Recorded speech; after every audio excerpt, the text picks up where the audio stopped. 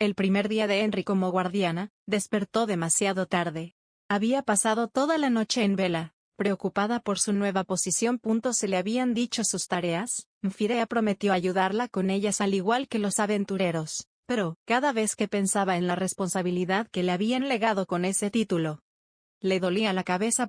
No hace mucho Henry dejaba que sus padres se ocuparan de las mayores responsabilidades, mientras que ella simplemente se dedicaba a ayudar en lo que podía, y cuidar a su hermana para que no causara problemas. Quizás sus mayores temores rondaban alrededor de la próxima cosecha. Jamás creyó tener en sus manos el liderazgo de una ciudad entera, y mucho menos la vida de los pobladores a su cargo. Hace no mucho Henry ocupaba las ropas que había remendado y agrandado mientras crecía. Sus manos llenas de callos habían sido endurecidas por trabajar en los campos. Pero ahora, llevaba puesta la armadura que ni siquiera un rey podría pagar, una espada que sería la envidia de los dioses, y joyas por las cuales naciones enteras empezarían una guerra. Servía bajo el mando de un ser inmortal, la muerte misma, quien la había bendito y le otorgó su protección. Henry no dejaba de preguntarse por qué ella había sido la elegida, y una parte de ella no lo quería saber.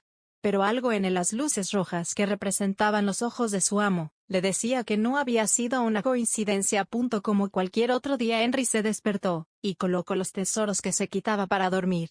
Se colocó la armadura, ató fuertemente la funda de su espada a la cintura, y la salió de su hogar para afrontar su primer amanecer como guardiana. Momonga era como la arena. Consciente o no de sus acciones, engullía a aquellos que caminaban sin cuidado sobre ella. Cualquier resistencia se volvía inútil cuando indiferente comienza a devorarte, y la única esperanza de salir con vida es dejar de pelear. Después de buscar 1000 caminos para actuar, Albedo comprendió que no tenía sentido darle más vuelta a la pregunta. Sin importar lo que hiciera, terminaría siendo devorada por las arenas que representaban a su amo. Pero abandonar su lucha tampoco era una opción. Confesar y responder con la información que tenía no solo significaba la muerte de Albedo, sino también la de sus compañeros, quienes confiaron en su juicio y la siguieron. Podría ser torturada o ganarse el desprecio de su amo. Podría desear su propia muerte, buscar la vida de los dos seres supremos, pero algo que jamás haría la coordinadora, que día tras día vio a sus compañeros luchar para proteger esta tumba, era entregarlos y hacer que murieran por su culpa. Aun si significaba mentirle a su gran amor, Albedo elegiría el camino que asegurara una larga vida para sus amados compañeros y el Overlord. Albedo, la precursora de la piedra filosofal, la hermana de en medio, el escudo que complementaba a la lanza y los ojos del perfecto guardián, respondió: nos arriesgamos al ataque de los Lord Dragón que mencionó el hombre de la teocracia. Alteraríamos al imperio, y estos podrían declararse como nuestros enemigos ante el miedo a ser invadidos. Se formarían alianzas entre los humanos, y la dominación mundial que propusieron los seres supremos sería difícil de alcanzar sin crear grandes masacres que terminarían colocando a los seres supremos como tiranos crueles, respondió Albedo, fingiendo no tener la información que sus compañeros le habían entregado. Después de hablar, Albedo agachó la cabeza y esperó a que se diera la orden para regresarle a su celda por negarse a confesar lo que su amado ya sabría. ¿Hay alguna manera de tomar el control del reino dracónico sin nombrarnos como enemigos de la humanidad? Preguntó Momonga. Es una prueba. Gritó en su alma la coordinadora.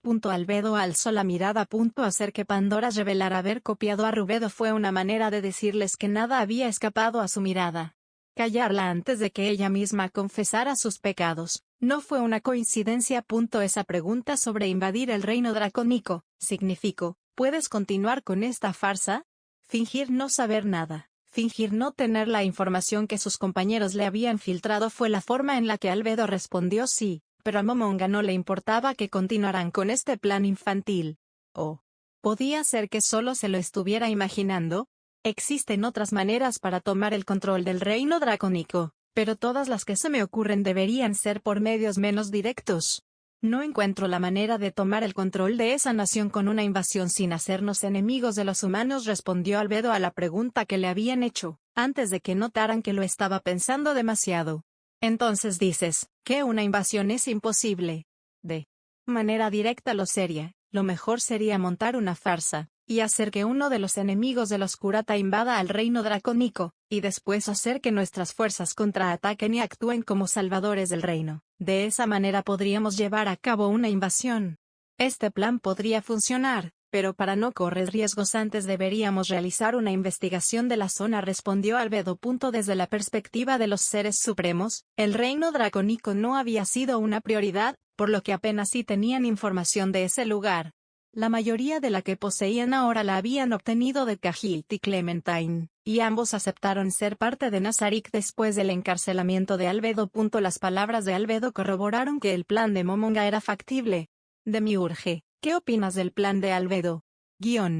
Preguntó Ulbert. Algo que ni los Pandoras Actor, Albedo o Cositus sabían, era que los guardianes habían sido instruidos para fingir no saber nada, por lo que la respuesta del demonio fue todo menos esperada. Personalmente creo que es una buena ruta de acción, pero como bien lo dijo Albedo, antes de tomar cualquier acción deberíamos investigar más sobre el reino dracónico. Aunque si los seres supremos lo ordenan, organizaré ahora mismo un equipo que pueda servir como enemigo para cualquier posible enemigo que encontremos, y llevaremos a cabo la operación con el mayor cuidado posible, dijo Demiurge. Según Pandora's Actor, Demiurge acompañó a los seres supremos en la conquista del reino dracónico, por lo que esa respuesta debía ser una actuación. Quizás Momonga habría ordenado a todos fingir ignorancia. Albedo comenzó a hacerse preguntas, pero tal como había deducido al principio, eso solo empeoraría las cosas. Así que solo acepto la situación. Bien, entonces esto lo decide todos los guardianes. A partir de ahora el castigo de Albedo no servirá para mantener la perspectiva, declaró el Overlord y se puso de pie. Albedo, tus vacaciones en la prisión helada terminaron. Te encontraremos nuevas tareas y servirás como consejera externa. ¿Externa? Preguntó la súcubo confundida. Significa que no recibirás ninguna información respecto a nuestros planes y acciones de manera interna, dijo Touchme. Te daremos solo la información que conozcan las personas del Nuevo Mundo, y en base a tu poco conocimiento te pediremos trazar planes sobre ciertas acciones. De esa manera mantendremos la perspectiva, y nos guiaremos para no tomar decisiones apresuradas, agregó Ulbert. Desde la ignorancia de lo que pasa afuera, nos darás tu opinión sobre ciertos temas que deseemos compartir. Por eso... dijo Monga y miró los guardianes. Aunque ven Albedo más seguido a partir de ahora, deben procurar no darle ninguna especie de información, para no arruinar su juicio. Albedo ya lo sabía, pero en ese momento corroboró que estaba en presencia del ser más perfecto de la existencia. Un asesor externo sería útil para mantener la perspectiva, pero dicha persona debería ser al menos tan brillante como la coordinadora, el demonio o el guardián de la tesorería, para que sus opiniones fueran útiles. Normalmente no habría forma de conseguir a tal persona, pero el castigo de Albedo la hacía ideal para el trabajo. Y de esta manera también impediría que los conspiradores le dieran información a la guardiana. Pues hacerlo significaría no solo una traición contra los dos seres supremos recién llegados, sino también contra aquel que nunca los abandonó. El plan para eliminar a los dos seres supremos perdería a sus principales aliados. Ahora que no podían compartir información con ella para no traicionar al Overlord ni afectar sus planes, Albedo debería continuar sola con su lucha contra Touchme, y Ulbert. Momonga la había dejado sola, aislada. Aún tenemos cosas que discutir, Albedo. Por ahora esperarás en la habitación de Tabula hasta que decidamos qué hacer contigo. Cositus, escóltala, dijo Momonga. La guardiana se levantó, sintiéndose desnuda ante su amo. Se le habían quitado sus armas y aliados. Si quieres continuar con esto, lo harás tú misma, sintió Albedo que su amo le decía con esta acción. Sin duda alguna. Sin duda alguna. Usted era el único capaz de liderar a los seres supremos, dijo Albedo llorando de felicidad al ver el genio de su amo actuar. Albedo entonces se retiró, no sin antes dejar duda en el corazón de Momonga, y preocupación en la mente de los otros dos. Un plan, uno corto, que incluía a Albedo como consejera externa, y a Pandora's Actor como reemplazo de la coordinadora, fue expuesto a los principales guardianes de la tumba, con excepción de Cositus y Albedo. Shaitear quedó a cargo de la seguridad de Nazarick y los portales, así como también del Dark Lord Cahilt, al que tendría permiso de asesinar si se llegara a rebelar contra Nazarick. Como extra se prepararía para hacer una aparición especial como el enemigo de los Kurata. Cositus estaría de reserva, con una unidad de respuesta rápida preparada para neutralizar a cualquier posible enemigo que atacara el pueblo carne o el reino dracónico. Por su lado, Demiurge recolectaría información con ayuda de sus demonios. extendería sus influencias en Reestice, y prepararía un escenario ideal para que los supremos aventureros erradicaran a los 8 dedos y aumentaran su prestigio. Era momento que el doppelganger dejado atrás diera frutos. Mero optimizaría el terreno para la construcción de la nueva ciudad. Aura contribuiría como guardabosques y ayudaría con el entrenamiento de la nueva guardiana del área exterior. Por último, debido al nuevo trabajo de Albedo, Pandora's actor se pondría a cargo de la coordinación de los guardianes. Ulvert y Touch me creyeron que alguien tan disciplinado y ordenado como el tesorero era la mejor opción para el puesto de manera temporal. Momonga solo rezaba porque no creara uniformes militares para los guardianes en su primer día. Dado que Demiurge y Pandora's actor alabaron a los tres por el plan, supusieron que este debería estar bien al menos por ahora. Y después de hacer las asignaciones a cada uno, los tres seres supremos se transportaron a la sala de reuniones, dejando atrás los guardianes que inmediatamente comenzaron a trabajar. Eso fue aterrador. Gritó Ulvert y se dejó caer en una de las sillas de la sala donde solo se encontraban los tres. Las palabras del demonio debieron referirse a la transformación del tesorero en Rubedo, por lo que no hizo falta que los demás preguntaran. Estos días han sido una locura, y aún falta la reunión con el rey de Reestice. Dijo cansadamente Touchme, recordando sus días como oficinista. ¿Creen que se enfade si cambiamos la fecha? Creo que eso dañaría seriamente nuestra reputación, respondió Momonga, mostrándose divertido por la actitud de un ex jefe de recursos humanos. Solo esa reunión y podremos relajarnos otro poco antes de volver a Reestice. ¿Qué rango crees que nos den después de lo de Rantel, Momonga? Preguntó Touchme. Yo sugiero que si no nos dan mínimamente mitril quememos el gremio, y fundemos uno nuevo, propuso el piromaníaco demonio. ¿Y creamos placas con metales de los 7 colores? Preguntó el campeón. Exacto. Los dos rieron. Se ven demasiado contentos considerando que la tumba podría caer en una crisis administrativa, dijo Momonga, dudando seriamente de las habilidades de su creación para administrar Nazarik de la misma manera que Albedo. Tranquilo, Pandora's lo hará bien, dijo seguro Touchme. En cuanto a por qué estamos tan felices, la verdadera pregunta es, ¿por qué no lo estás tú? Hemos ganado, Momonga. Declaró sin ninguna vergüenza el campeón. La escritura negra fue casi exterminada gracias a Albedo. Ya conocemos la debilidad del lancero, y lo mataremos la próxima vez que lo veamos, dijo el demonio. Cahilt y Clementine ya demostraron ser confiables y tener una cantidad de información aterradora, que en combinación con Leslie y Draudillon, nos asegura tener el panorama completo de este mundo, dijo el caballero. Si Pandora's actor no pudo copiar la habilidad de Rubedo, eso significa que nadie más puede hacerlo. Lo que se traduce en que mientras ella duerma, nosotros seremos los seres más poderosos sobre estas tierras. Ya no deberemos recurrir a los grandes genocidios planeados. Gracias a Rantel ya nadie se atreverá a oponerse a los conquistadores, los emperadores. Corrigió el demonio a su compañero. Al fin podremos dejar atrás esos títulos, cierto. Pero pensándolo bien, si ya no seremos los conquistadores de carne, ¿seremos los emperadores de carne? El comentario hizo que Ulvert se imaginara una legión de chuletas saludando con un ave César. La teocracia sigue teniendo ítems mundiales, dijo la voz de la razón para sacar a esos dos de su delirio. La magia salvaje aún es un misterio, al igual que los talentos y las artes marciales. No importa que podamos defendernos de ella, si no comprendemos las habilidades de nuestros enemigos, podríamos caer fácilmente ante ellos. Eso sin contar a los posibles jugadores ocultos, acusó el Overlord, molesto por la actitud de sus amigos, que sin más reparo se proclamaban vencedores. Mientras llevemos ítems mundiales con nosotros, no tenemos por qué preocuparnos por los que tengan la teocracia, dijo serio el campeón mundial. Nigun, Cahilt y Clementine coincidieron en que el dragón más poderoso era el de platino. Y se vio muy asustado con mi magia de 10º nivel. Además, con Draudillon y sus textos, ¿crees que realmente debamos preocuparnos por los demás? El grupo de héroes nos protegerá contra amenazas ocultas, señaló Touchme. Y aun si hubiera más jugadores en este mundo, si Musashi Miyamoto realmente borró su cuenta, nadie podría hacernos frente a nosotros tres.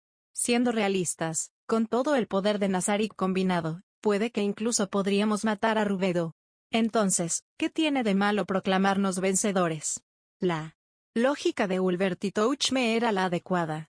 Sin Musashi Miyamoto, nadie Definitivamente nadie podría hacerle frente a Nazarik. Aun si la segunda legión con todos sus miembros fuera transportada, solo haría falta lanzar a Rubedo para terminar con ese gremio.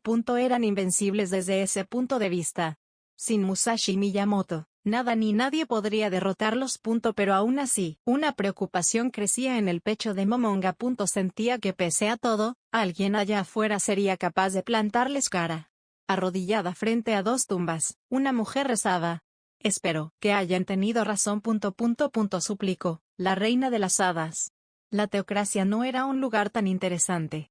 Vivir bajo la ley absoluta de los dioses aseguraba una sociedad llena de paz y orden, próspera militar y económicamente, pero también demostraba ser extraordinariamente aburrida. Durante muchos años, Ceci había matado el tiempo con los juguetes que habían dejado atrás los dioses. Artefactos interesantes, algunos imposibles de resolver, como lo era el cubo que ahora tenía en sus manos. Pero ninguno de esos tesoros podía ser más interesante que hablar con un espadachín errante que había visto buena parte del mundo. Para la niña que había permanecido la mayor parte de su vida sin salir de la teocracia, esas historias del samurái le parecían fábulas interesantes. Aunque la verdad era que Ceci creía que todo lo que ese hombre decía eran mentiras, solo cuentos inventados. Sencillamente, no concebía la existencia de un mar de arena casi interminable, como tampoco los bosques de árboles gigantes. Aún así, imaginarlos mientras jugaba con el cubo era más divertido que permanecer sola frente a la puerta de la tesorería. Entonces, mientras buscaba un arma para derrotar a Stronov, llegué con un viejo herrero en medio del desierto. Vivía en una pequeña aldea formada en torno a unos ais, relataba Brain. ¿Un pueblo en medio de un mar de arena? Si no me equivoco, dijiste que el calor en esos lugares era insoportable, entonces ¿por qué fundar un pueblo ahí? Preguntó Ceci confundida. Me hice la misma pregunta al llegar, y después de unas semanas me contaron que se habían asentado ahí por la cercanía con una mina expuesta con varios metales preciosos en ella, adamantina y mitril. Preguntó la chica sin una razón especial. No lo sé. Los pobladores mantenían en secreto todo lo relacionado a la mina. Supongo que no querían extranjeros explotándola, y los entiendo. De hecho, esta amiga de aquí dijo y levantó su katana. No está hecha de ningún metal que hubiera visto antes. Así que supongo que preferían guardar todo eso en secreto. Entonces, ¿por qué me lo cuentas a mí si es secreto? Preguntó Ceci en tono burlón.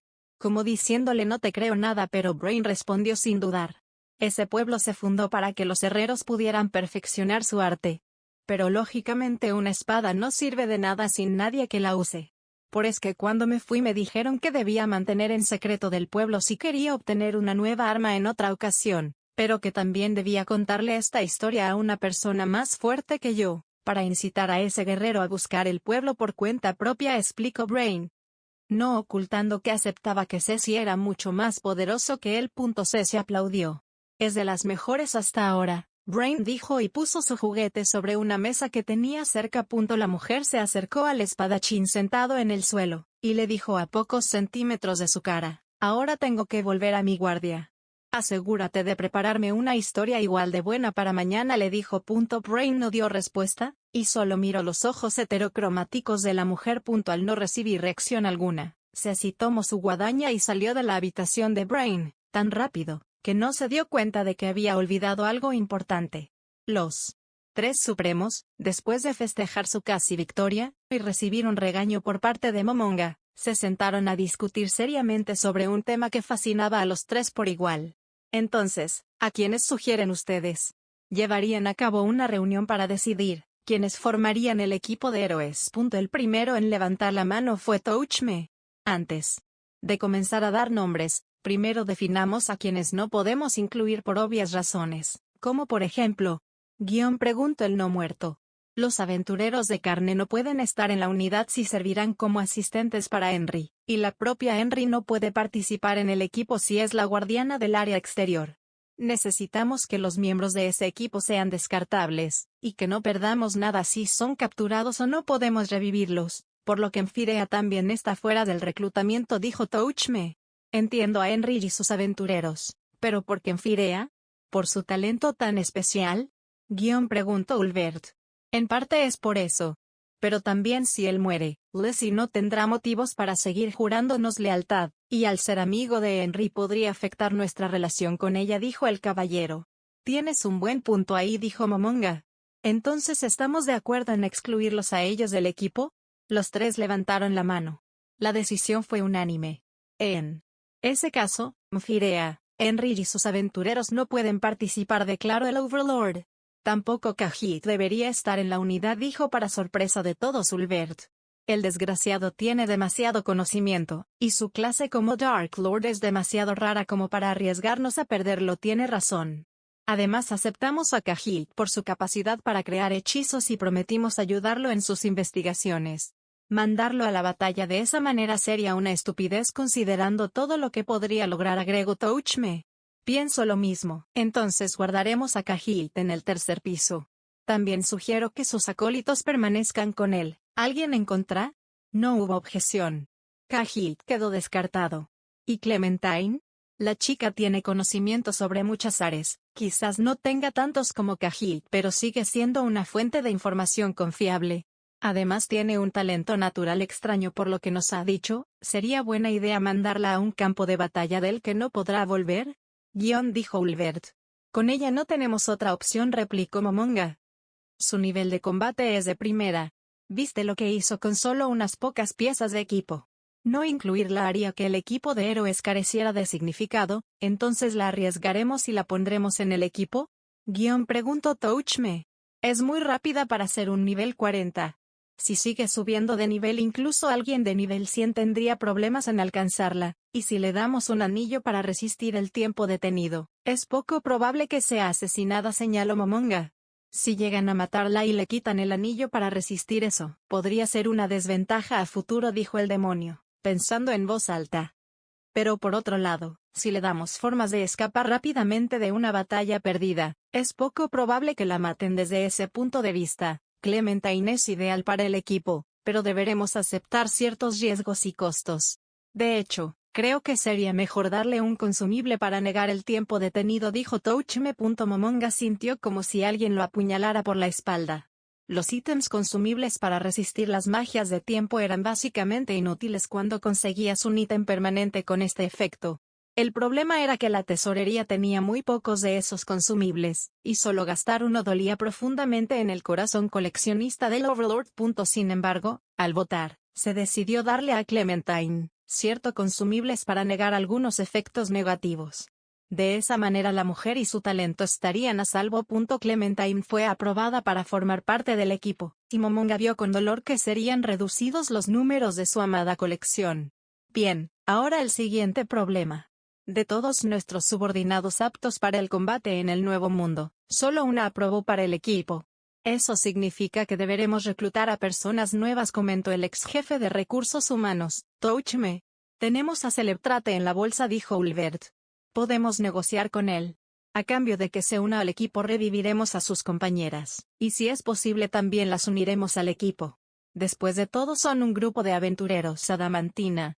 Serían ideales por su reputación ya existente, y valdría la pena gastar algunas varitas para ganarnos su fidelidad. Touchme aprobó parcialmente la propuesta. Celebrate, se supone que es bastante fuerte. Clementine dijo que quizás será igual de fuerte que Gasef y ese tal Brain, pero pero preferiría tenerlo como maestro para Henry, dijo Momonga. Los tres ya habían hablado sobre Cere durante su juego de cartas. Además del valor que tenía por su espada y el mensaje contenido en ella, su estilo de pelea, que Clementine les había narrado, demostraba ser el ideal para Henry, quien tenía que especializarse en la destreza. ¿Sabes, Momonga? No veo por qué eso sea impedimento, dijo Touchme. Celebrate podría entrenar a Henry los días que se encuentre presente, y cuando deba salir a misiones, Henry podrá entrenar por su cuenta. Por la forma en la que aprendió a Navira Kato, creo que quedó demostrado que la chica puede arreglárselas incluso sin un maestro. Se puso a votación. Si Celebrate aceptaba, sería unido al equipo. ¿Y Gasef y Climb? Preguntó Ulvert. Ellos están fuera de lugar. Debemos entregarlos a Ramposa si acepta darnos su territorio, respondió Touchme. ¿Pero y si no acepta? Serían nuestros. Seguro que Momonga podría convencerlos de unirse, nos dijo el demonio. señalando las otras veces en las que Momonga había dominado casi sin esfuerzo el corazón de las personas. Pero es imposible. Gazef es completamente leal a Rest, dice. Es la clase de hombres que ponen ante todo su deber. Unirlo al equipo y darle armas poderosas sería mala idea. Lo mismo para Climb. Ese chico demostró una lealtad incuestionable al venir solo para dar ese mensaje, sencillamente porque se lo habían ordenado. Ambos son demasiado leales, explicó Momonga. Los dos guerreros del reino quedaron fuera del equipo. Si Ramposa no entregaba el territorio, Gazef sería usado instructor para los espadachines de carne, y Climb como asistente del capitán, y muñeco de entrenamiento para Henry. Después de esos dos, se prosiguió con las personas en las que Momonga tenía más esperanzas. En especial por una de ellas. La gente del Reino Santo, dijo Momonga. Arias es un excelente tanque, dijo Touchme. Actuó de una manera apropiada durante la batalla de Ranteluchi y es valiosa. Pero una vez ejecutemos nuestro ataque contra el Reino Santo, no habrá ningún impedimento para unir la señal. Touchme. No hablaba de ellos, pronunció fríamente la voz del Overlord. La sala entró en silencio y se llenó como un aire lúgubre. Creo que tú y yo lo entendemos mejor que nadie, Momonga, le dijo Ulvert. Pavel y Rena son excelentes elementos. Desearía con toda mi alma unirlos, ya no digamos al equipo, a Nazarik como tal, pero no tenemos manera de que dos personas así nos juren fidelidad. Creo que ni siquiera tú podrías lograr que lo hicieran. Touchme no entendía ese dolor de la misma manera que Momonga y Ulvert, pero aún así comprendió lo que intentaba decir su compañero. Solo una cosa nos pedirán a cambio de unirse a nosotros, pero no tenemos manera de entregárselos. Pavel y Rena Baraja, dos huérfanos que nunca conocieron el calor de una familia hasta que formaron una ellos mismos. Dos personas que acababan de perder a una hija. Solo había una cosa que ambos pedirían, algo que nadie les podía entregar. Remedios Custodios, la más poderosa paladín del Reino Santo, llegó a las puertas del castillo, en brazos del teletransportador. No solo herida, sino al borde de la muerte. Fue como Remedios fue atendida por un ejército de sacerdotes y druidas, quienes sintieron admiración porque la paladín siguiera aún con vida. Demasiado terca, dijo uno de los sacerdotes al ver que pese a las heridas, Remedios se resistía a morir. Pero la preocupación llenó la plaza, cuando la capitana no abrió los ojos después del envidiable tratamiento de emergencia. Al principio se creyó que tanto mente como alma se encontraban demasiado exhaustas, y se le llevó a una habitación para que descansara. Pero después de un día sin verla reaccionar, los druidas temieron lo peor. Los monjes pueden sanar heridas, pero no enfermedades ni daño crónico.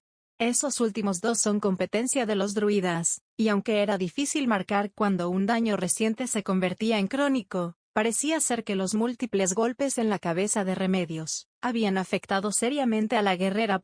Cuando la familia Custodios y la reina Calca preguntaron cuánto tiempo permanecería así la paladín, los druidas dieron un estimado de algunos días. Mientras sus tratamientos, hechizos y pociones hacían efecto. No se temían secuelas, pero esta espera significaba que la Kerlart y Calca no sabían cómo actuar con respecto a los conquistadores. Hoy, en una visita improvisada, Kerlart y Calca entraron al cuarto donde descansaba la que para una era su hermana, y para la otra una gran amiga. Remedios se encontraba en su propia habitación, la cual no estaba no demasiado lejos de los aposentos de Kerlart o Calca. En este lugar, dos distintas camas se encontraban en puntos distintos. La primera, una vieja que Remedios ocupaba cada noche, y la otra una traída directamente desde su habitación en casa, para que la noble pasara en ella este periodo.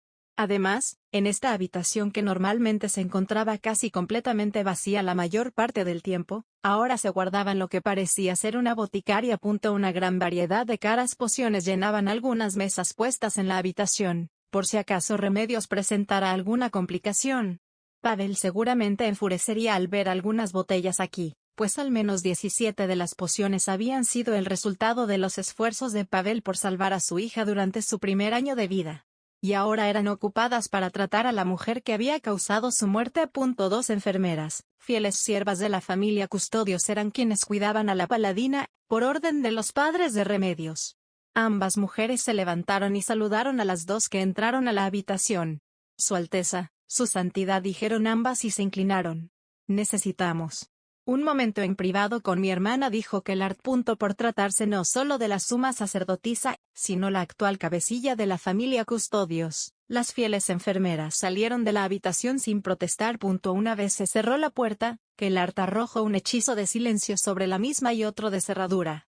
Se aseguró de que nadie pudiera ver o escuchar lo que pasaba en esta sala. ¿Por qué era tan importante tomar tales precauciones? La respuesta era más política que lógica. Y la verdad era, que aun en el estado de Remedios, hubiese sido un escándalo que la suma sacerdotisa actuara de manera tan cercana con la capitana de la guardia. Kellard se inclinó sobre el rostro de su hermana, y besó sus labios. La sacerdotisa se apartó, y vio a su hermana indiferente. ¿Pensaste que despertaría como la princesa del cuento? Preguntó Calca. Pensé que se levantaría y me golpearía en la cara, respondió Kellard. Sin embargo, ninguna de las dos cosas pasó. Remedios seguía sumida en un profundo sueño, del cual no parecía querer despertar. ¿Sabes, Remedios? Ninguno del equipo ha regresado, y me pregunto si tú tuviste que ver algo con esto, dijo Kellard. No era realista, que solo escapara Remedios estaba lejos de ser algo creíble. Si ella hubiese regresado junto con Neya, la hija del matrimonio Baraja, podría creer que Rena y Pavel habían dado la vida peleando. Pero si la chica no había vuelto con ellos, podía significar que el color negro y su familia habían escapado ante aquello que había dejado a Remedios así, o que la amenaza había sido tan grande que terminó matando a todo el equipo, excepto a la capitana. Si los conquistadores te hicieron esto, dijo suavemente Kellard. Después de lo de Rantel y el reino dracónico, si fueron ellos quienes te dejaron en este estado, significa que el reino santo está perdido. Kellard no dirigió esas palabras a la reina, sino a su hermana. Así que Remedios, ¿fueron ellos? ¿O fue alguien más? ¿Fue el nigromante acaso? ¿Siquiera lograron llegar a Carne? Preguntó con insistencia. Por supuesto, no hubo respuesta.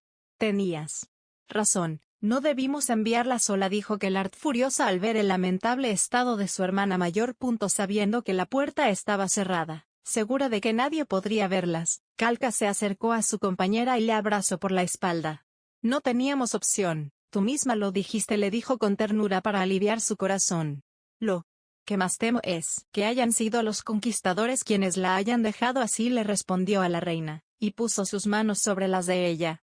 Si acaso fueron los conquistadores quienes la hirieron de esa manera, ¿qué haremos si fue debido a que ella los insultó? Desde la perspectiva de Kellard, Remedios bien pudo haber insultado de manera unilateral a los conquistadores y causar que estos se enfurecieran. Ese escenario podría ser que el color verde y el matrimonio Baraja se hubieran quedado atrás para aplacar la furia de los conquistadores. Calca sostuvo las manos de Kellard y presionó su cuerpo contra el de ella. ¿Por qué tiemblas de esta manera? Le preguntó. La sacerdotisa titubeó. Acosada por las sombras de la guerra y la traición. Remedios perdió la espada sagrada, dijo. Los demás miembros de la iglesia quieren juzgarla por ello. Están furiosos, y no quiero ni imaginarme lo que harán cuando sepan que se perdió en la batalla contra el nigromante. Aun si no hubiesen sido los conquistadores quienes causaron esas heridas, el destino de Remedios no auguraba nada bueno, pues haber perdido tan exquisita reliquia, le aseguraba una celda oscura en las mazmorras de la catedral. No lo permitiré, dijo Calca para tranquilizarla. La espada se perdió en una lucha esencial para la supervivencia de la humanidad, dijo, recordando lo que aquel llamado Overlord había logrado hacer durante sus pocas horas de vida. Remedios peleó bajo el código de la Orden Paladina. No desobedeció ninguna orden, y arriesgó la vida por el bien de la humanidad. Te prometo que nadie la juzgará, y si alguien lo intenta, yo misma la protegeré. Su aroma, su voz, cada vez que tenía ambas cosas tan cerca, se preguntaba si Calca no era realmente un ángel. Pero aquello que otras tantas veces le trajo paz, no pudo lograrlo el día de hoy. Sí. Tan solo fuera la iglesia no estaría preocupada con su posición. Kellard podría haber protegido a su hermana, pero esta no era su única preocupación. Calca. Kellard tomó las manos de la reina y las besó. El color amarillo sabe que la hija de los Baraja no volvió. Calca respiró profundamente, intentando calmar su corazón. ¿Tan mala es la situación en la muralla? Calca se dio cuenta entonces que la razón de visitar a Remedios no tan solo para que Kellard viera a su hermana. Este lugar, esta habitación era el único lugar durante el día, donde ambas podían estar completamente solas. Las tropas están furiosas.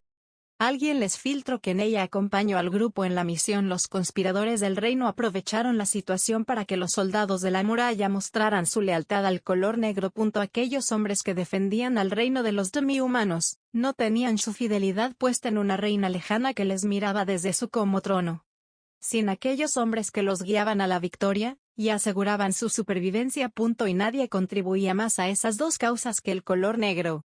Pavel jamás hubiera arriesgado de esa manera a su hija. Eso dijo Orlando cuando me entrevisté con él esta mañana. Kellard se liberó del abrazo, y se giró para ver a la reina cara a cara.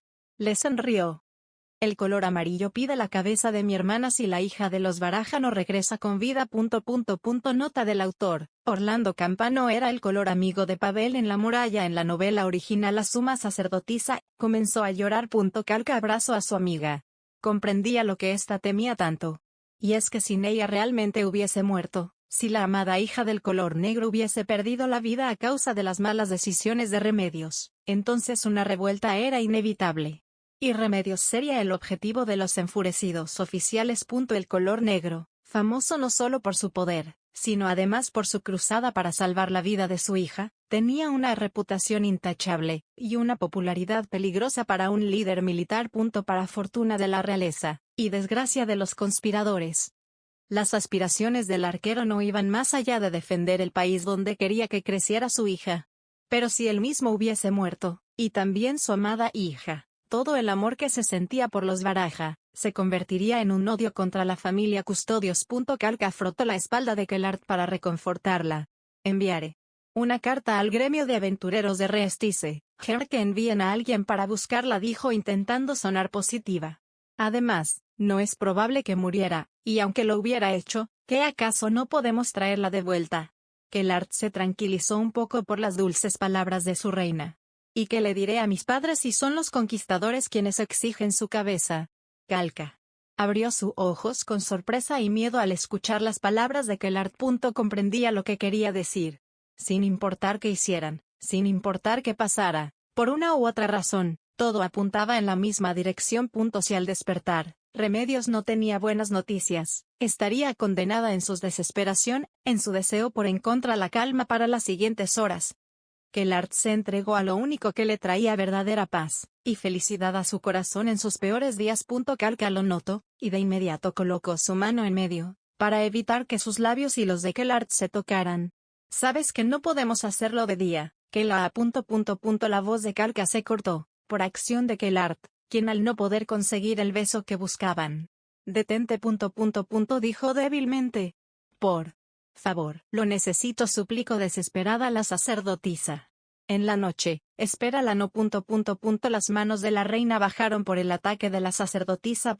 Kellard hundió sus labios en los de su reina, y la guió hasta la cama vieja de Remedios después de un largo rato. La reina y su consejera salieron de la habitación. Tuvieron suerte de que fueran leales sirvientes de la familia Custodios quienes cuidaban a Remedios, pues ellas nunca harían ni siquiera un comentario del delicado y suave aroma dejado atrás en la habitación. Los humanos no eran más que un bocadillo para Solution. Incluso estos héroes no debían ser diferentes, y sin embargo, la sirvienta encontró agradable su compañía. Mientras comían, Pavel relataba historias de sus expediciones fuera de las murallas. Algunas de ellas contenían valiosa información sobre este mundo, y en principio fue por ello que Solution se enfocó tanto en recordarlas. Pero después de algún tiempo, las motivaciones de la sirvienta habían cambiado. De pronto las historias se convirtieron solo en interesantes anécdotas para acompañar la comida. Pavel era un narrador talentoso. Tantos años narrando historias durante las noches para animar a sus tropas, lo habían hecho bueno en esto. Quizás incluso pudo abandonar la muralla y volverse bardo, para cantar a todos sus hazañas. ¿Por qué no lo hice?, se preguntó con dolor el arquero, mientras con una sonrisa continuaba entreteniendo a la sirvienta. Tantas muertes, comentó Solution impresionada por la cantidad de demi-humanos a los que Pavel había ejecutado en la historia que acababa de narrar. Pero si era tan peligroso permanecer cerca de la aldea después de asesinar a los soldados, ¿por qué no se fue? ¿Por algún odio o resentimiento acaso? Preguntó curiosa Solution. En el pasado, antes de convertirse en el color negro, en un tiempo antes de casarse con Rena, Pavel tenía la tarea de reducir los números de los demi-humanos, debido a su capacidad para realizar ataques furtivos, y su habilidad para fabricar flechas él mismo. No era raro entonces, que Pavel pasara varias semanas acosando a pueblos demi-humanos, matando uno por uno a sus habitantes, mientras se movía y sobrevivía en los bosques. Al arquero se le ordenaba eliminar a los soldados y regresar, pero él casi siempre terminaba por eliminar a todo el que pudiera, sin importarle demasiado su propia seguridad. La pregunta de Solution no estaba fuera de lugar. ¿Por qué un hombre que ya había cumplido con su deber seguía peleando? La única razón lógica que encontraba la sirvienta era un rencor personal, pero ante ese pensamiento, Pavel se burló. El arquero rió. Niña. Olvido la posición de Solution, y le hablo como si fuera una recluta, como tantos otros que le habían hecho esa misma pregunta. No creo poder rodear a una raza entera.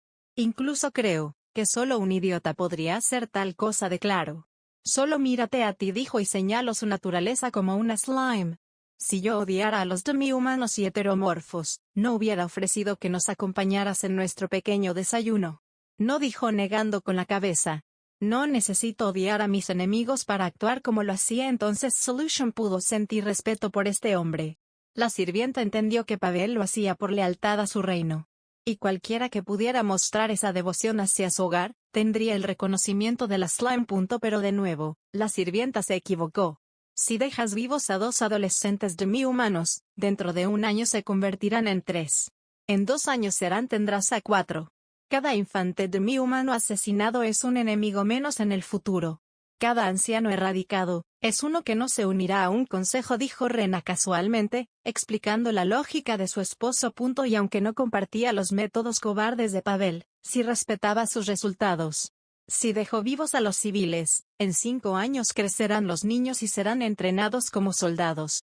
Al eliminarlos por completo, solo quedan edificios vacíos. E incluso si algunos sobreviven y escapan, es poco probable que encuentren refugio en otra tribu, dijo el arquero sin pestañear.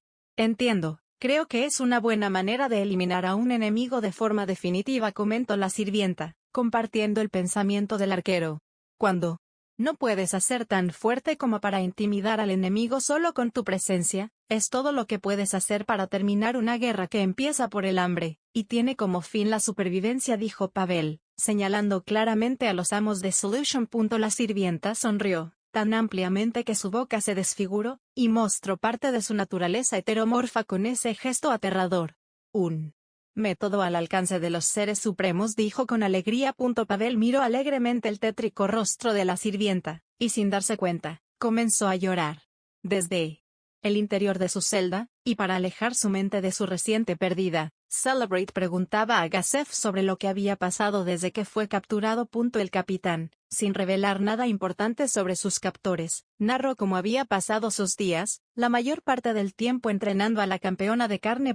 La historia, sin embargo, hizo que el aventurero recordara el tiempo en el que entrenó a sus compañeras, en ese entonces aún bastante jóvenes y pequeñas. Sere continuó escuchando con melancólica, como Gassef alababa el talento de esa jovencita, y como prometía que en algún momento superaría al propio capitán. Tan orgulloso estaba Gassef de su aprendiz, que no reparó en la presencia de Climb, quien ya sin fuerzas para seguir gritando, se mantuvo escuchando la historia de Gassef. El guerrero no tuvo el valor de proclamarse como el hombre que venció a la campeona, y eso era por la forma tan cobarde en la que había ganado. Por supuesto, si le preguntaran a un aventurero sobre la batalla, todos acordarían en que Climb había hecho lo correcto, y lo alabarían por ello. Pero el joven no era un aventurero, sino un guardaespaldas, al servicio de una princesa. Sus acciones no fueron las de un caballero, y a los ojos del joven, no había nada que celebrar en ellas. Gassef tenía razón. Esa chica que había enfrentado Climb tenía un talento que él envidiaba. Tanto así, que el perro estaba convencido de que la única razón de su victoria fue la evidente falta de experiencia de la chica, y el equipo que le había prestado el rey. Climb se hundió en sus pensamientos, mientras Sere y Gassef seguían hablando de esa joven tan peculiar, cuando entonces una voz animada anunció: prisioneros, levántense y alaben la gloria de Ain Soal Gaun. Gritó Aura a los reclusos. Gassef tenía la mejor vista, pudo ver entrar a los amos de la tumba por una de las entradas de Coliseo, y de inmediato se puso de pie, y con señales le pidió a Cere que hiciera lo mismo. Quizás por un instinto de supervivencia, ganado gracias a vivir tanto tiempo en el castillo. Clym imitó la acción, y actuó con respeto ante quienes eran sus enemigos.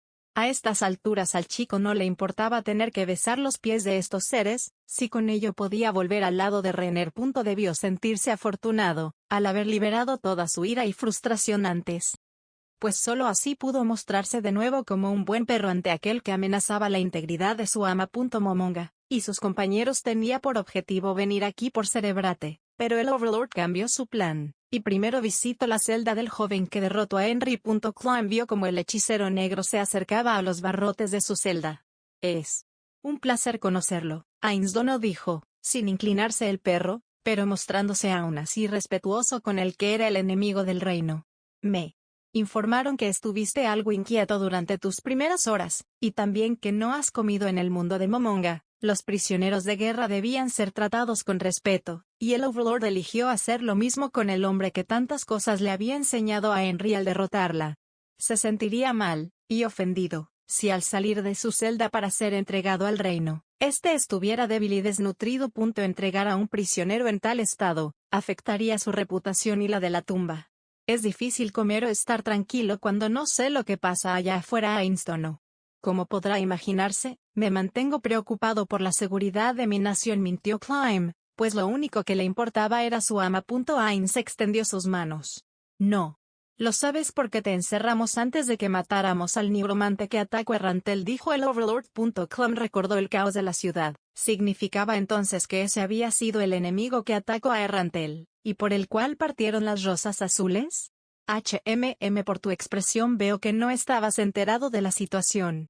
Como sea, solo debes saber que después de eliminar a ese hechicero maldito, y como muestra de piedad por los muchos ciudadanos que murieron, yo y mis compañeros decidimos darle una tregua al reino. Clym sospechaba que había algo mal en esas palabras. Incluso pudo imaginarse a los conquistadores siendo responsables del caos en Errantel, pero no era tan estúpido como para señalarlo de su posición. Entiendo, y si es el caso, Ainsdono, ¿podría jurarme que no atacarán al reino? ¿O que al menos me lo informarán si llegan a hacerlo? Los elfos que acompañaban a los supremos, se mostraron ofendidos por la petición del perro. Pero Ains rió, y respondió con una promesa. Ofrecimos una tregua de 3 días. Y si el rey Ramposa acata nuestras peticiones, no será necesario que te preocupes por eso. Te liberaremos y entregaremos a Reestice después de firmar la paz. Al escuchar esas palabras, Gasef respiró aliviado. Conocía a los conquistadores, y entendió que Ains no decía ninguna mentira. Realmente había una posibilidad de que el reino sobreviviera a esto. El incrédulo perro abrió sus ojos con esperanza. No encontró rastro de mentira en la voz del hechicero negro, y al mismo tiempo, aunque sabía que esas condiciones podían ser extremas, pensaba que todo estaba bien, siempre y cuando la familia real, y en especial Renner, pudieran estar a salvo. Y, aun en caso de que Ramposa no apruebe las condiciones, te prometo que antes de atacar el reino, te avisaremos, dijo como último y se alejó de la celda del perro. Esas últimas palabras hicieron temblar el corazón de Clym, y el de Gasef. Entonces Momonga regresó con sus amigos, y juntos caminaron hasta la celda de su auténtico objetivo. Así que ustedes son los conquistadores de carne. Dijo con ironía Celebrate. El aventurero escuchó la mentira de Momonga. Matamos al nigromante, por supuesto. Cere había encontrado a ese nigromante mencionado en la catacumba donde lo revivieron. Touchme notó este detalle, y le reconoció a Cere no haber dicho nada. El hombre sabía bien su Poican, y no la arriesgaría por ahora. Mare.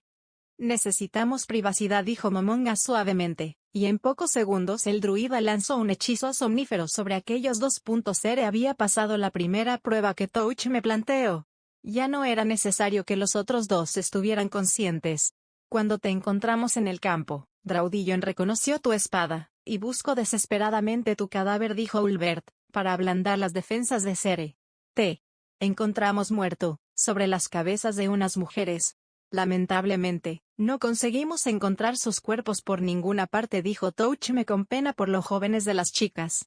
Lo lamento mucho, agregó.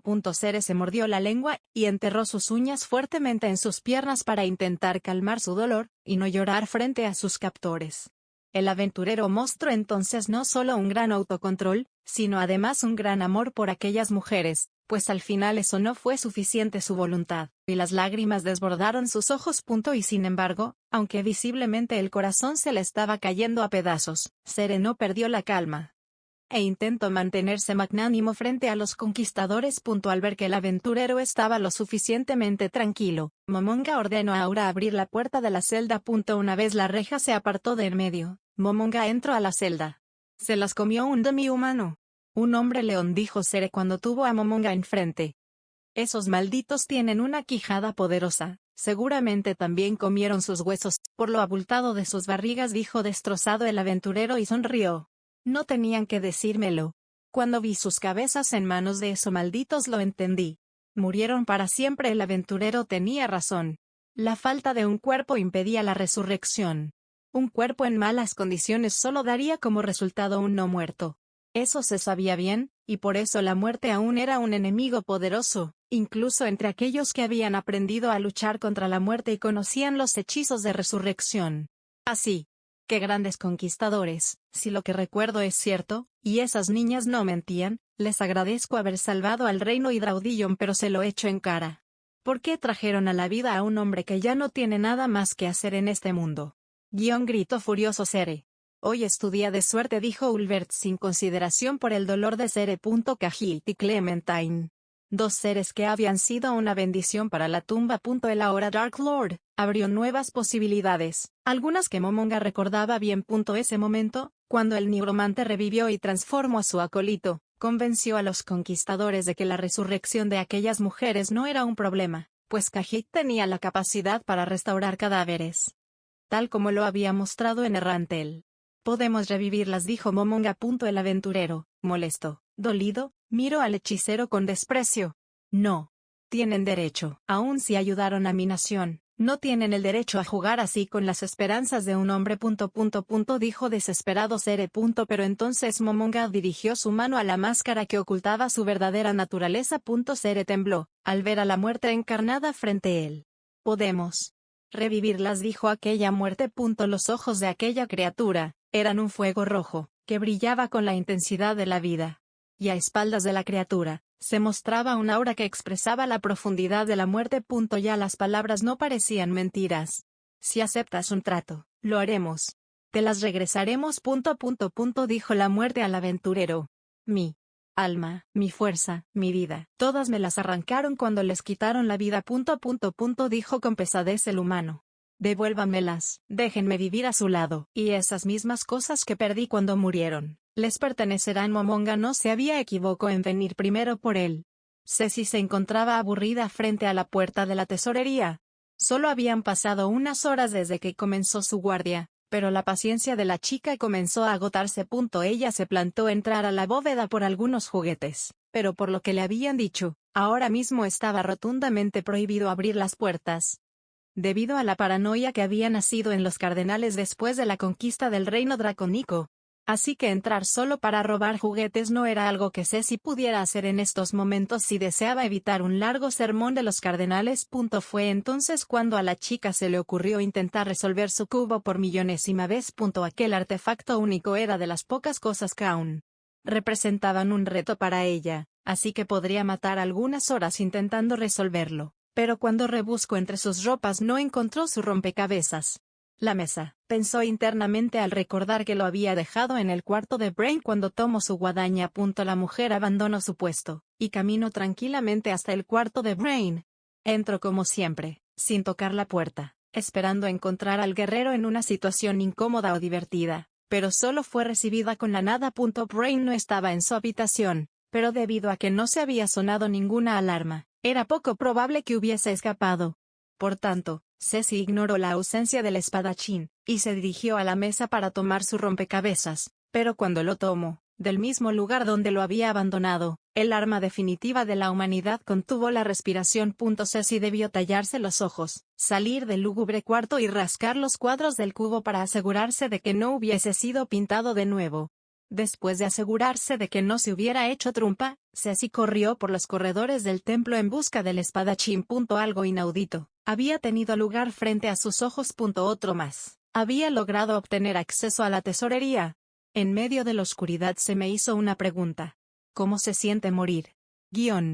Me pregunto, alguien que se hizo llamar 11.100.110 10.100.10.11.011 11.100.101 10.101.101 10.010.000. ¿Duele, más que vivir? Recordé la cálida sensación en mi mejilla después de recibir aquella bofetada, y la persona que me la dio. Creo que no viví lo suficiente para esa pregunta, pero desde mi experiencia, sí, dolió más. Me entiendo. Me siento mal porque hayas muerto sin tener el tiempo para comprender esa pregunta, pero me alegra escuchar que esa sea tu respuesta sin importar que fuera o no la respuesta que esperabas. ¿Por qué te haría feliz una situación como esta? Al final, para responder esa pregunta, ahora o después, tenía que morir. No me malentiendas, me parece triste que hayas tenido que morir, y sé que puede sonar extraño, pero si debo decir la verdad, por supuesto que me alegro por la respuesta sin importar la situación. Después susurro. Así no tendré que cargar con la culpa de haberlo hecho malgastar su primer intento. ¿Su primer intento? ¿De qué hablas? La voz pareció asustada por el hecho de que hubiera oído ese diálogo destinado solo a su persona. Ah. Olvídalo. Olvídalo. No es algo que por ahora deba importante. Jejeje, entiendo. Por cierto, ¿eres Dios? Signo de interrogación abierta. ¿A qué viene una pregunta tan fundamentalista? Muchas personas podrían molestarse contigo por hacerla, ¿sabes? No. Lo sé, es solo que acabo de morir, y de pronto me hablas en medio de esta oscuridad. ¿No debería ser Dios el único capaz de hacer eso? Bueno, no te lo puedo negar, es una buena forma de interpretarlo, pero si fuiste una persona mala, ¿no podría ser también el diablo? Entonces, ¿fui una mala persona y eres el diablo? No, no. Por supuesto que no. No soy el diablo y es imposible que seas una mala persona. Lo sé, te vi pelear por otros, arriesgar la vida para salvarlos. Te observé seguir tus sueños hasta sus últimas consecuencias sin abandonarlos jamás. Nunca heriste a otros sin razón, jamás le perdiste el amor y respeto a tus padres. Y después, con tristeza dijo, ¿cómo puede alguien así ser una mala persona? Jajaja. ¿Eso quiere decir que si eres Dios? Eso quiere decir que quizás lo sea, pero no puedo considerarme una todavía. Así que podrías referirte a mí como un Dios a medias. Entonces supongo que puedo interpretar que no fui una mala persona, pero que a la vez tampoco fui buena. O quizás solo fui una buena escudera, pero una mala hija. ¿Crees que sea así? Creo que eso es algo que solo con el tiempo se puede responder. No es algo que yo o tus propios padres puedan asegurar. Solo tú podrás hacerlo, cuando tengas hijos. Solo entonces sabrás si fuiste buena o mala con tus padres. Solo cuando estés en su posición. Ya veo. Dije con tristeza. Me gustaría algún día haber podido saberlo. ¿Qué? ¿Por qué hablas como si no pudieras? Eres joven. Vienes de una buena familia, y sin mencionar que eres bastante linda. Y si lo que te preocupa es físicamente no poder, te informo que hay algo frente a mí. Desde que aparecí en esta oscuridad. Es parte de la maldición de ese no muerto, ¿verdad? Yo no puedo decir mentiras. Puedo omitir información pero nunca ocultar la verdad. Así que, lo es. Eso es parte de la maldición que te acaba de matar. Ya veo. Supongo que ya leíste las condiciones, lo que ganas, y lo que pierdes por aceptar o rechazar. Sí, lo he hecho. Si acepto volveré a la vida como una no muerta. Si no lo hago, simplemente moriré, sin la posibilidad de resucitar. Fácil, ¿verdad? Y has tenido bastante tiempo para pensarlo, así que ¿por qué no aceptas de una vez antes de que tu cuerpo quede inservible, y tu alma no pueda mantener la conciencia de sí misma? Es peligroso que un cuerpo pase demasiado tiempo muerto, ¿sabes? No hubo respuesta. ¿Pasa algo? ¿Nella? Yo no puedo aceptar convertirme en eso. ¿Qué? ¿Por qué? Si aceptas obtendrás el cuerpo de una no muerta poderosa, muy poderosa. Tendrás el cuerpo fuerte que necesitas para volverte paladina, y si te preocupa no poder tener hijos, no te preocupes, yo misma me aseguraré de que aun siendo una no muerta puedas tenerlos. Un no muerto no puede entrar a la orden. Ella sonrió mientras daba su respuesta. Entonces, funda la tuya y cambia las reglas. No, Me siento bien sirviendo al ser que me asesinó. Puedes traicionarlo, alejarte de él e incluso matarlo. No hay problema con eso. Puedes ser una rebelde. Yo no quiero que mis padres me vean con una apariencia corrupta y podrida. No será así. Se te otorgará un cuerpo imperecedero, hermoso. Te convertiré en la excentricidad más hermosa que la no vida pueda crear, aun si debo estirar algunas reglas. Yo no quiero que mi madre me odie. Gritó la niña llorando. Yo puedo asegurarte de que no lo hará. Me convertiría en su enemigo natural.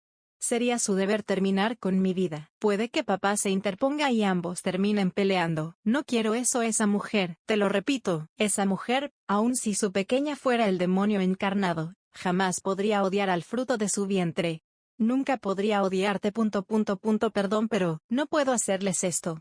No puedo transformarme en el mismo tipo de ser que vi antes de cerrar mis ojos. Dime, ¿tú sabes qué pasará si solo me dejo caer, y espero a que mi alma pierda la conciencia como dijiste? Purificaré tu alma. Le quitaré su yo, la liberaré de cualquier impureza, y la regresaré al ciclo de la resurrección. ¿Y si niego ahora mismo este trato? Lo mismo. Ella presionó la pequeña pantalla frente a ella. Aquella cosa que le hablaba, le cubrió con amor.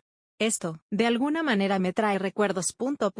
Es lógico, esto es algo que sin importar cuánto el universo, la muerte y la vida intenten borrar, no puede ser eliminado del alma. ¿Qué es? Se siente tan bien. Es el amor que sentiste por primera vez cuando tu padre te abrazó. Y el último que ahora te da tu madre antes de que partas. Aún después de que me purifiques lo recordaré.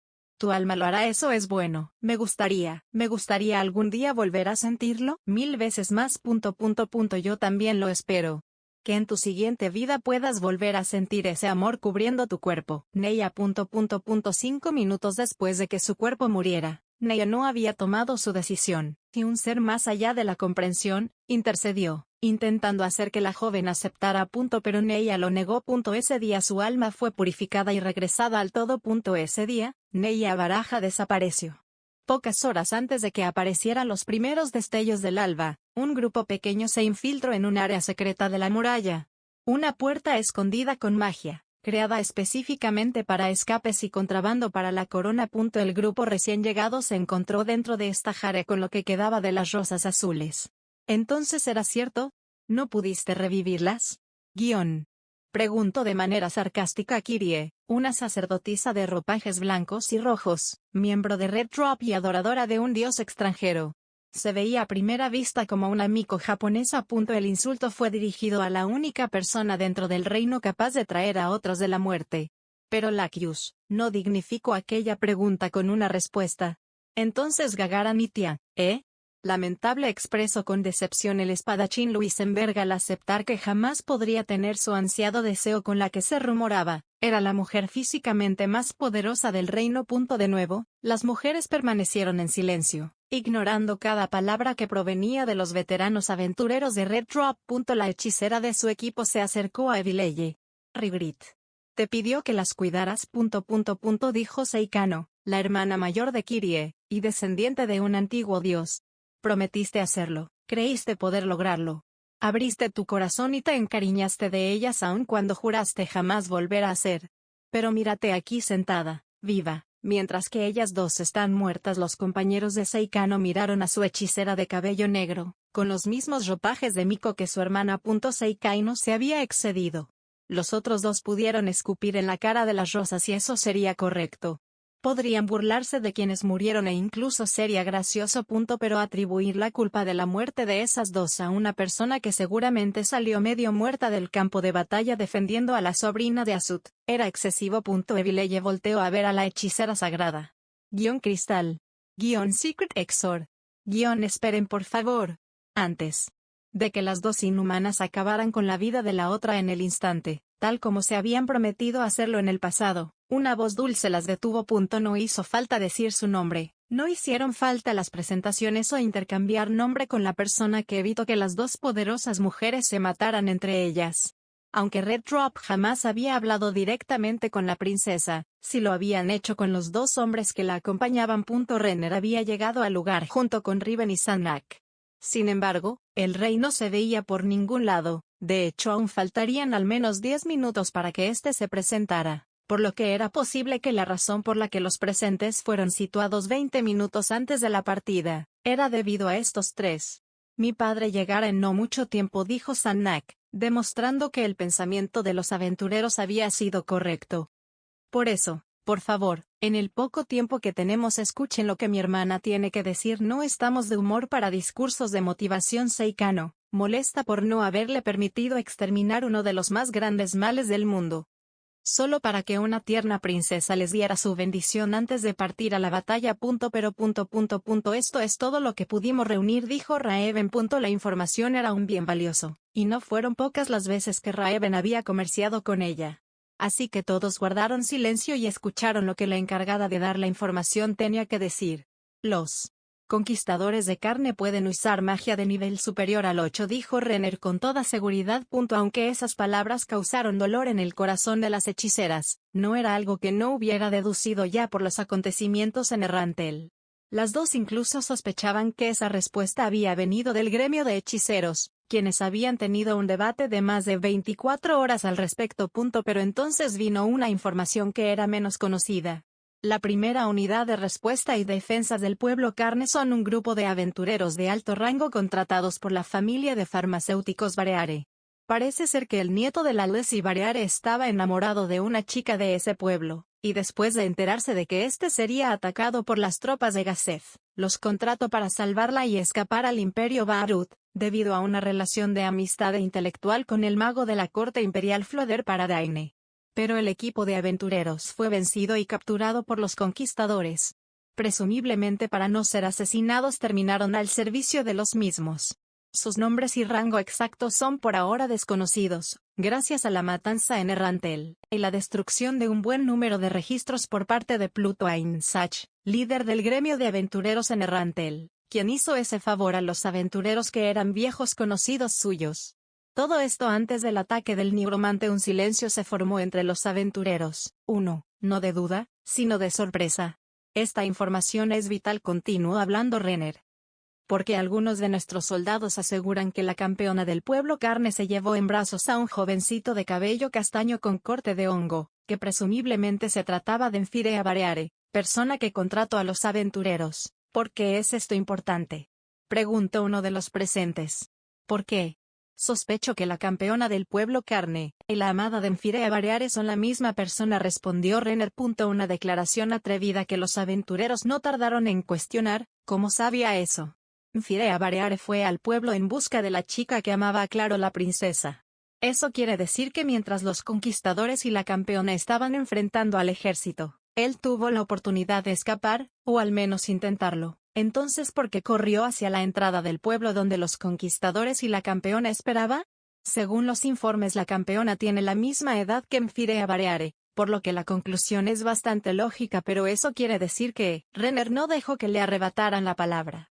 Eso quiere decir que la campeona del pueblo carne es una nativa del lugar. ¿Estás seguras?, preguntó un incrédulo. Investigando, descubrimos que la historia del chico era popular entre algunos aventureros de Rantel. El nieto de la genio farmacéutica, y poseedor de un extraño y poderoso talento natural, se enamoró perdidamente de una niña que conoció cuando él y su abuela fueron al pueblo carne a buscar ingredientes para sus pociones dentro del bosque Top. Algunos lo describieron como el escenario perfecto para una novela de romance. ¿De dónde demonios obtuvo esa información?, se preguntaron los aventureros internamente. Si esta teoría, si estas conclusiones a las que he llegado son ciertas, continuó René, significa que la campeona del pueblo carne es realmente una campesina con menos de 2 meses de experiencia en el uso de la espada de Claro, para disgusto de todos la princesa. Eso es imposible, gritó el único espadachín de la sala, molesto porque se le menospreciara de esa manera al hombre que admiraba. Gasef Stronov no pudo ser vencido por una campesina sin experiencia en el combate. ¿No es más probable que hubiese sido una infiltrada o que la persona que la campeona se llevó en brazos no fuera Enfirea?, cuestionó uno de los aventureros. La verdad, no importa cuál fue, todos pensaban lo mismo. La respuesta de Renner ante el cuestionamiento fueron: posible e imposible. Los que contemplaron la batalla del Capitán Guerrero afirmaron que la chica poseía grandes habilidades físicas, pero que en ningún momento usó habilidades o artes marciales. Y lo que me lleva a concluir que esa campeona es realmente una campesina de nombre Henry Mott, es que para vencer a Gazef necesito de un hechizo de potenciación por parte del hechicero negro. Mismo hechicero que cada persona que lo ha visto usar magia ha definido como aterradoramente poderoso y que, como ya dije al principio, puede usar magia superior al mítico octavo nivel. Las piezas comenzaban a encajar mejor. La historia de hecho comenzaba a tomar sentido. Gracias al Marqués Raven logramos contactar con uno de los aventureros que alguna vez acompañó a la farmacéutica Leslie Bareare al pueblo Carne junto a su nieto, dijo Renner. El aventurero en cuestión llevó a cabo la misión cuando aún era de rango plata. En ese entonces Leslie Bareare le encargó a su nieto al aventurero, y este vio como aquel pequeño enrojecía al tener cerca a una niña de cabello rubio, en un pueblo donde ese color de cabello no era demasiado común. El aventurero mencionó características por las cuales les puedo asegurar en un 95% que Henry Mott es la mujer de la que está enamorado Firea Bareare, la razón por la que los farmacéuticos se encuentran ahí, y además que fue la mujer elegida por los conquistadores para servir como campeona del pueblo Carne, y posiblemente arma política después de procesar la información y darse cuenta de la locura que acababan de escuchar. Los aventureros preguntaron, ¿por qué nos dice esto? Porque si la campeona del pueblo Carne es una campesina sin experiencia con la espada, eso quiere decir que su equipo está por encima de la media, muy por encima. Da la posibilidad que sea incluso armamento personal que los conquistadores compartieron con ella. Y la razón por la que les digo esto es, para que no sean engañados cuando la confusión y la furia se presentaron en el rostro de los aventureros. Renner agregó, los conquistadores no tienen más armas con ese poder. Renner mintió, ella pensaba que tendrían bóvedas repletas con estos. Si los aventureros adamantinas son capaces de obtenerlos, ¿por qué personajes tan poderoso como los conquistadores no? Detenerlas habrían creado una unidad de respuesta, y no depender de aventureros prisioneros. Renner volvió a mentir, había muchos méritos en ocupar a esa clase de personas descartables y relativamente fuertes. Principalmente servirían para verse más débiles de lo que eran realmente. Además, está la persona que eligieron. No tomaron como campeón a un adulto, o mínimamente a una mujer mayor, sino a una joven capaz de cautivar el corazón de un rico farmacéutico, por lo que posiblemente su apariencia fue la razón por la que le eligieron a ella. Otra mentira más. Renner creía que fue debido a su edad, dado que si tenía los 16 años que se rumoraba, sería una persona fácil de manipular y engañar, además de que era sencillo hacer que una persona así profesara una lealtad absoluta como bien lo había demostrado Climb. Pero decir eso haría evidente que Renner tenía esa clase de pensamientos, y era mejor que aún no saliera a la luz esa parte de su personalidad. Pero todo esto concluye en lo mismos. Para crear a la campeona los conquistadores gastaron valiosos recursos, razón por la que ésta no sale del pueblo Carne, y no estuvo con ellos durante la conquista del reino dracónico. Pues si fuera realmente una compañera y no una subordina, habría estado presente de nuevo. Todas las piezas encajaron a la perfección. Pero aún seguía ahí la pregunta, ¿por qué piensas que podrían engañarnos? Únanse a nosotros y les brindaremos tesoros que los convertirán en leyendas, dijo Renner imitando al hechicero negro. Eso les dirían para que ustedes se dejasen capturar. Pero como ya dije, no es probable que tengan tantas armas para entregar, por lo que dicho ofrecimiento terminaría siendo una mentira. Así era, toda esta explicación. Todo este diálogo había sido para asegurarse de que los aventureros no traicionaran al reino, y mostrarle a los presentes que los conquistadores no eran las personas nobles y buenas que su campaña mediática en Restice y el reino dracónico hacían creer. ¿Por qué nos dices todo esto? No fue solo para no dejarnos engañar, ¿verdad? Dijo alguien de Red Trop. Saikano. Renner tembló. Fingió dolor y miró a la persona que le acusaba. Soy buena resolviendo rompecabezas. Esto es solo una conclusión a la que llegué con la información que mi hermano y el Mark consiguieron para mí. La realidad era que el 30% de la explicación habían sido información del príncipe y Riven, el resto fueron teorías y conjeturas de Renner. No soy una luchadora, no soy general. No tengo conocimiento del combate, dijo con auténticas lágrimas en su rostro. Pero sé que los aventureros son más eficientes con información. Por eso les doy todo lo que hemos logrado descubrir. El dolor de Renner era real, pero no nacía de la razón que los aventureros pensaban. Esta información, hagan lo que quieran con ella. Véanlo como un regalo si quieren. Se los entrego, porque quizás esto será de ayuda. Los aventureros se mostraron confundidos, pero comprendieron el dolor de aquel corazón roto que Renner mostraba al hablar. Así que por favor, lleven a salvo a mi padre, a ese maldito viejo, a su reunión con los conquistadores, para que el idiota pueda rescatarlo. Protéjanlo cuando se retire, a Clam, y tráiganlo a salvo hasta a mi amado cachorro. Sanak tuvo problemas para fingir sus lágrimas por compasión a su hermana. Bien sabía el príncipe que Renner no había hecho esto por su padre sino por la persona que éste iba a rescatar de carne. Fue así como la tercera princesa del reino se ganó la confianza de los miembros de Red Drop e incrementó los ánimos de Blue Rose. Salvotina. No era fuerte. No tenía poder propio. Pero el enemigo que se ganaron los seres supremos al encerrar a Climb había desmoronado una de las muchas mentiras de esta guerra. Solo su tiempo y recursos determinarían si era capaz de terminar con las demás.